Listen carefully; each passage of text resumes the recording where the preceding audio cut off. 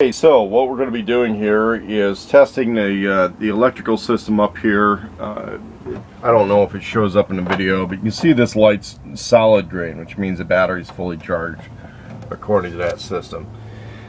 This little cigarette lighter plug thing, one of the things we're not too incredibly happy with on this is that the wires for it are relatively thin, but it's also a very short run. But the wire actually gets pretty warm to the touch right away. So that's one of the things I'm not incredibly happy with. Everything else about these things is really slick. The other thing not to be incredibly happy enough with is these cigarette lighter plug things that when they pull out slightly, you lose your connection. So to try to switch things over to SAE connection or the modified AC type plugs is what I'm going to do with this little inverter. Because it's a low energy inverter, it's a 250 watt inverter, this crock pot works on 250 watts also, or 235 watts I think. It's a little under 250. Not a real high amperage device. You find that stuff out usually in labels on the bottom, but it's on the very bottom. I've got it going right now. The other thing is I'm using this on its lowest setting. I did the cooking overnight in the house with the beans. And then, so what I've added was a slug of frozen bacon. But the idea is to test the system. So, in theory, if somebody's going to run, let's say, a food cart trailer based on steam warmer, crock pot stuff, entirely legitimate. And that's what I'm trying to check into to see whether or not it's feasible to run a food service outfit in here with, let's say, about 4 or 5 of these crock pots running off of the 2000 watt inverter. So by testing this with a 250 watt inverter, 235 watt crock pot, see whether it's possible to do the cooking elsewhere and then bring the warmers here and then let's say do barbecue outside or something like that. For survival purposes, this is the way I would set everything up to rehydrate and cook a lot of that Augustin Farms food. You want to be able to warm it slowly over a long period of time. What I notice about the freeze-dried food is if you just try to add water to it and do it right away, the water doesn't fully permeate. It doesn't fully get in there. You want to be able to crock pot, slow cook that stuff if you can in order to get that water to fully permeate. The other thing is if you do a beans and rice based long-term food storage, very basic, very inexpensive, you got to be able to crock pot that stuff. With a solar electric system, you really don't need tons of power to run a crock pot. Now, I've yet to find any full-size 12-volt crock pots, but there's a few companies out there that make small ones. So pretty much, to do one of any size, you've got to be able to do it through an inverter. I would guess they can be converted to 12-volt, but not in the near future. The thing is, it is a constant draw on the electrical system. What I'm seeing here though with this thing on, and because the sun's out, the status indicator is still not coming down. So it means we've got power. Now if I burn out a component up here, there's a reason why I went surface mount with exposed wiring. So I can swap it out and test it and see how everything's going. But we're gonna have this thing again. I did the high setting indoors at regular on the grid. I'm just bringing it out here for testing. But in survival situations, to reconstitute that Augustin Farms food, this is a way you can do it off-grid and still have a very civilized cooking situation where you are not dependent on outside propane deliveries. Because that's really, if you're a customer of the propane company, you're not truly fully off-grid yet.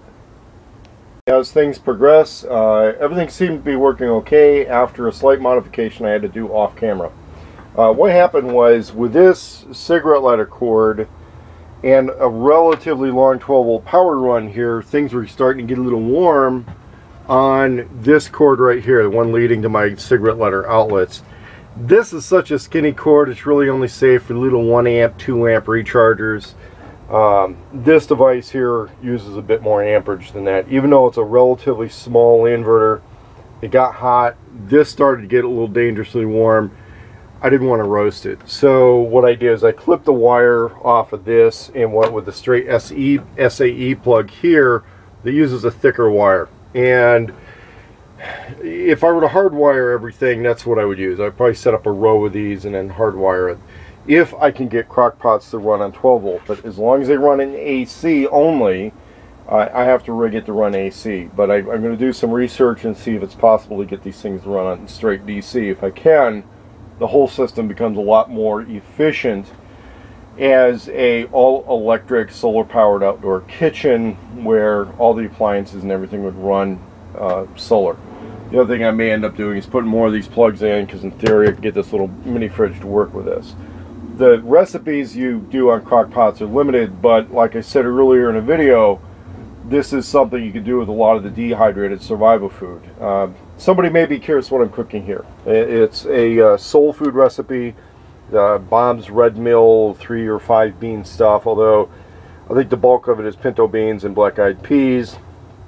And instead of using ham, we use bacon chunks. It's like a leftover type thing you'll see at the meat markets at a discount. Usually comes in a big frozen block. And because the beans have to cook a lot longer than everything else, I'll just, once it gets hot, I'll just throw the whole frozen block in there. And then that needs to stay there for several hours to cook, to render that fat down into the beans and into the rest of the stuff. After that's rendered down, I'll add some more spicing and maybe some olive oil. I like to throw olive oil in a lot of stuff, but we'll keep the temperature up, and seems to be doing just fine. So yeah, solar crock pot cooking. The other thing is, because it's a fairly sunny day, we can see it. Yeah, there we go. It goes blue. That's because of a time delay in the focus on the camera that I use. But what's happening here is my light just stays green. So with everything on, everything stays green because there's a lot of power coming down through this thing. And